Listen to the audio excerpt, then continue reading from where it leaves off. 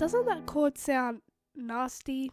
Well, if you think so, hopefully by the end of this video I can convince you why I love this chord.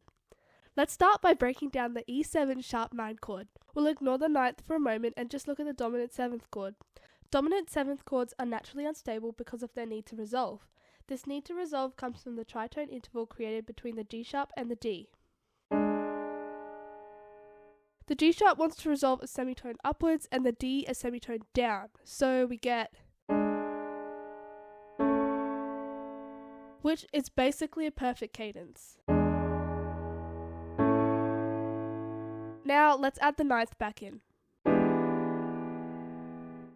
The reason this sounds weird is because of the clashing major 7th interval between the G sharp and the F double sharp. So, to sum it up, this chord sounds, well, I guess you could say strange. But the reason I love it so much is because it creates so much tension. And when this chord is finally resolved, we get a sense of satisfaction and kind of like an moment. So let's put that in context. Perhaps the most famous chord progression that uses this chord is Jimi Hendrix's Purple Haze, a 1960s rock song.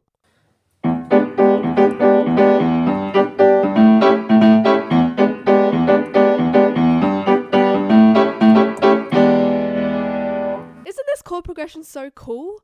I think one of the coolest things is the G natural inverted pedal note that kind of just sits on top of the chord and rests there as the chords underneath change. I really like that. Some people have even dubbed the E7 sharp 9 chord as the Hendrix chord because of its unique sound. I've also found two really cool examples that use the sharp 9 degree to create this unique sound, and I really wanted to share them with you guys. But first, let's go into a side tangent that I thought was really cool. You see, if we take the dominant 7 sharp 9 chord and get rid of the root note, we're left with this chord.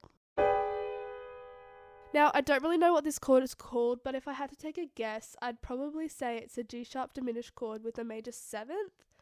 Regardless, we still have the same sort of dissonance and tension as the dominant 7 sharp 9 because the tritone interval is still there and the major 7th interval is still there.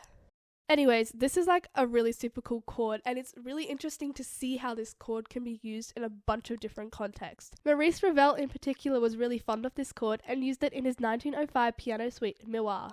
Let's look at an excerpt from the third movement, which tells us a story about a boat on the ocean.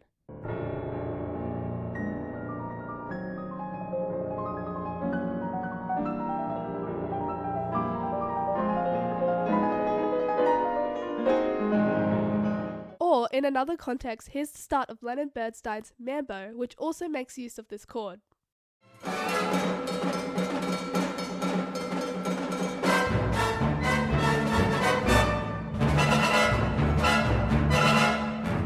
And because I also love the chord, I put it in one of my own pieces.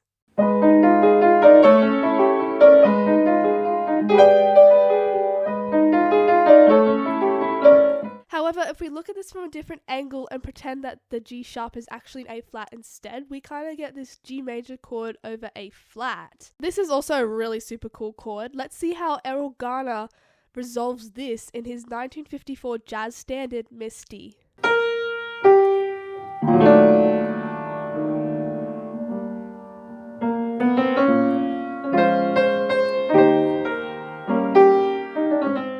I think it's really cool how the F sharp and the A move up one semitone to resolve really smoothly to the tonic. It's really nice. Anyways, enough of side tangent and me rambling on. Let's get back to those two examples I mentioned earlier.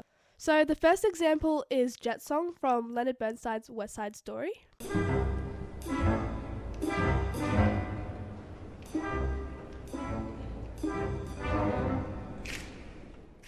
So right here we have a C add sharp 9 chord.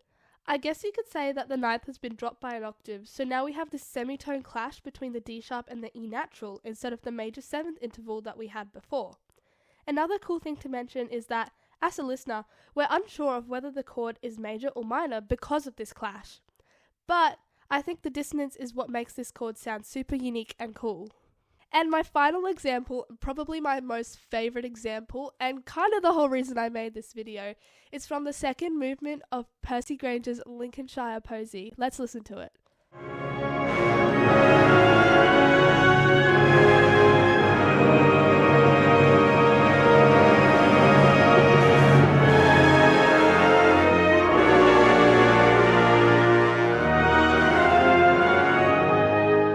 Okay, let's digest that.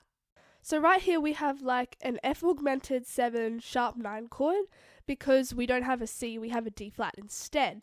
And the augmented chord kind of adds a little bit more crunch, a little bit more flavor to the chord, which makes it sound really cool. So technically speaking, this chord isn't exactly a dominant 7 sharp 9 chord, but I think it still functions like one. And then following this, the next chord is a B flat augmented 7 sharp 9 that resolves to a B flat 7 chord. Isn't the resolution just so satisfying? Anyways, hope you guys liked this video. If you enjoyed this type of content, please subscribe, and I'll catch you guys later in the next video.